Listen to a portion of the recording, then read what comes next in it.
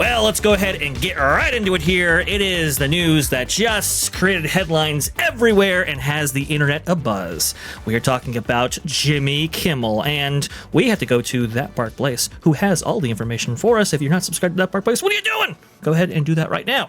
Jimmy Kimmel pulled off ABC by Disney after spreading misinformation about alleged Charlie Kirk blank. This by Marvin Montanaro, September 17th, 2025. Please go ahead, Jonas. All right, so this is an interesting situation. For those of you who are not aware of what happened over the last few days, there's a lot of people that are saying the inciting incident is Jimmy Kimmel got out there and he talked about how desperate, and I try not to use this word on this channel, generally speaking, the MAGA people were at trying to pin the assassin as a MAGA person and all of that.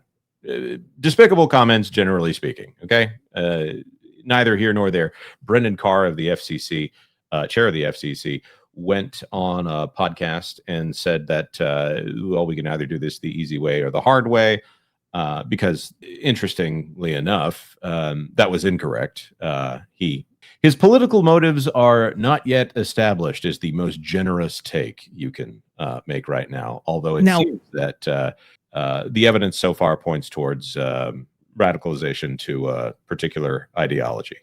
So, in Carr's defense, because I know he said a lot, and many of those things are like, ooh, I don't know if we want that.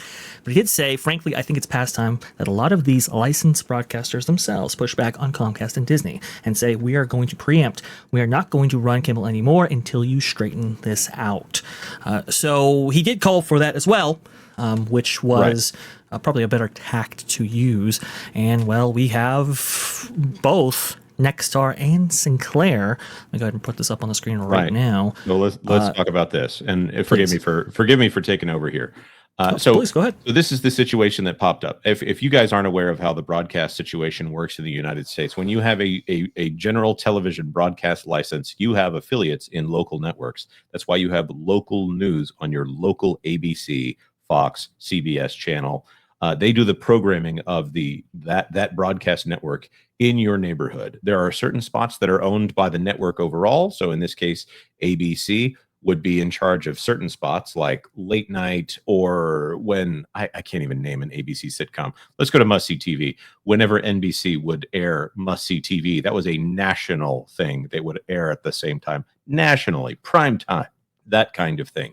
Maybe a little bit depending on your market, there would be some variance there. But late night was supposed to be live, or sorry, Jimmy Kimmel Live was supposed to be live at a specific time, at a specific day. So from Nexstar's perspective, Nexstar is the largest owner of ABC stations in the United States. Culture, am I off on that? I think it's Nexstar.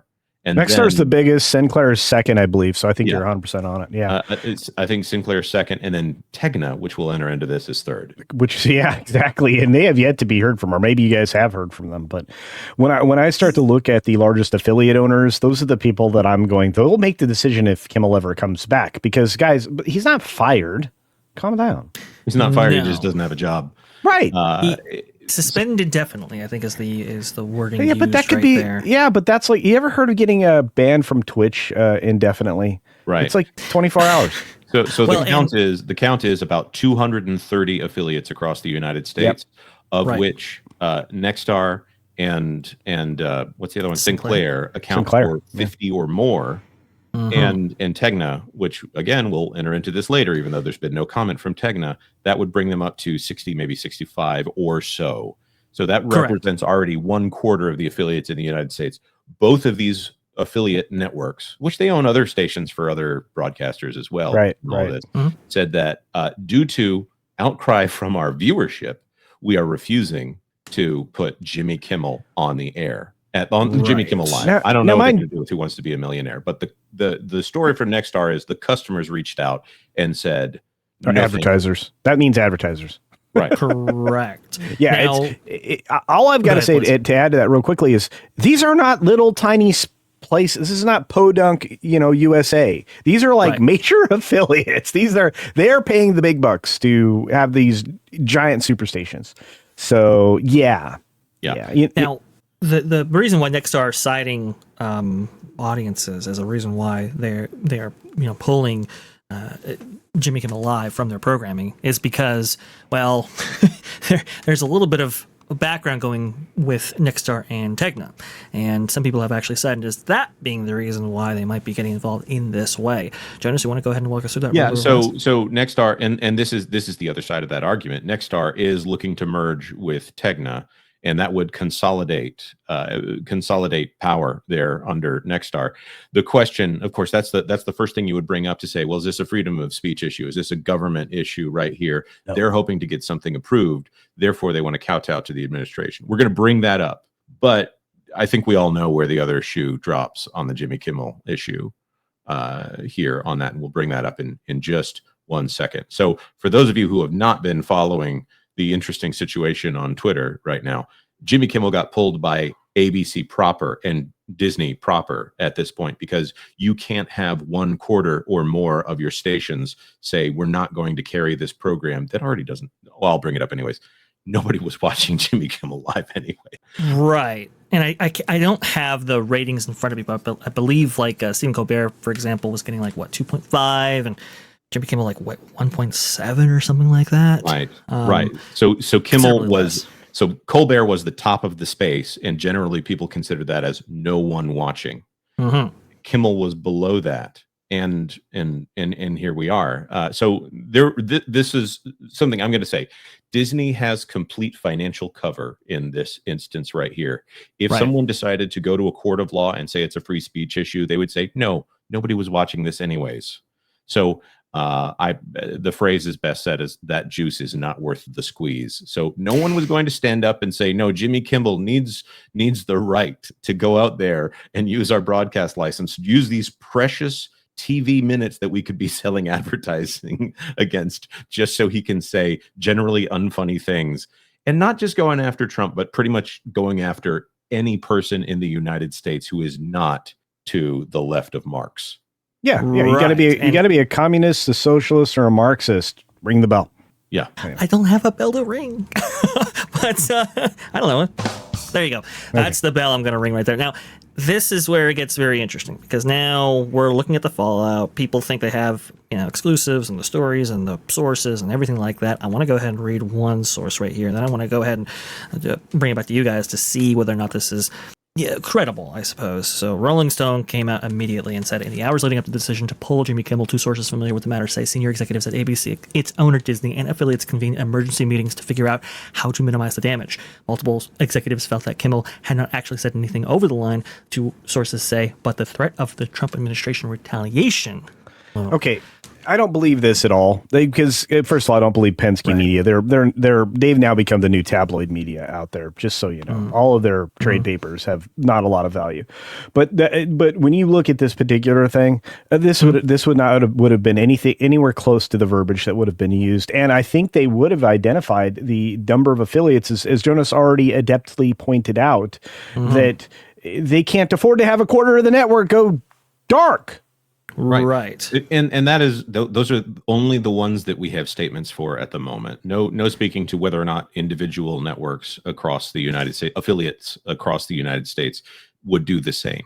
So adding insult to injury as far as Jimmy Kimmel goes, Sinclair has said that instead of airing Jimmy Kimmel Live on Friday, I think you probably got it, Vash, Sinclair's ABC stations will air a special in remembrance of Charlie Kirk this Friday during the Jimmy Kimmel Live time slot. Special will also air across all Sinclair stations this weekend. In addition, Sinclair is offering the special to all ABC affiliates across the country. So they're offering it to anyone who wants it. And also Sinclair owns Fox stations, CBS stations. They own a collection of other stations as well. Yeah. So they all do. Yeah. I will say this, that's that clip where everyone says our democracy is in danger, and it's all the news those anchors. Are all affiliates. Those are all affiliates specifically of Sinclair. So now that's one thing where it looks like, oh, somebody controls the media. No, this was a national spot that Sinclair Media Group chose. It is a chilling image, of course. But it's important to know the conglomeration of all of this into a few hands here as these things become less and less profitable. Yeah, and that's the other problem. No, it's just that is, look, they're already worried about the razor's edge that they have to walk on. That's called their margin, and it's not existing anymore as advertisers fall out all the time. Do they need even more advertisers to fall out of a guy who went on air and during the course of his monologue lied his face off? Yeah, because that's the thing that Rolling Stone's not going to touch with a 10-foot foot pole. Did this rise to the? Of course it did. He lied. He did lie. Here's the funny framing that I keep seeing online when CNN, when NBC News and things like that were framing this. And again, I'm using the word framing here because I think it's a false framing. They were trying to say he's going after the free press. He's going after a news show. No. Jimmy Kimmel's not a news show. It is an entertainment show. So here's the other edge that I want to bring into this very quickly. Celebrities are coming out in support of Jimmy Kimmel, but the lowering of celebrities in status in the United States is part of the problem for Jimmy Kimmel right now. If you're going to show up, it needs to be either one, really funny to where it's funny regardless of if the celebrities are there, or two, celebrity culture has to offer something to promote or a person that people want to see that works to promote your show, and also Jimmy Kimmel Live at the same time. Neither of those things function in this instance here. So all that's left for Jimmy Kimmel is the outrage, and it's not selling on broadcast television the way that it used to be. And I want to go ahead and highlight this story from Deadline right here. Kimmel on pause. Why did Disney preempt him? Who made the call? Really come back. This by Peter White and Dominic Patton. If we scroll down right here, we'll get to this. Just hours before Kimmel was set to start filming tonight's show, Disney's top TV executive had a, quote, thoughtful conversation with the comedian, that being Disney Entertainment co-chairman Dana Walden, per sources. This came after the decision was made by Walden and CEO Iger. So Pro was right, actually, last night, asserting that Iger knew. He absolutely did. Both sides were very businesslike and polite, one source said. Walden and Iger made the decision to preempt Jimmy Kimmel Live indefinitely to tamp down controversy after FCC Chairman Brendan Carr called Kimmel's comments about Charlie Kirk's suspect there, some of the sickest conduct possible.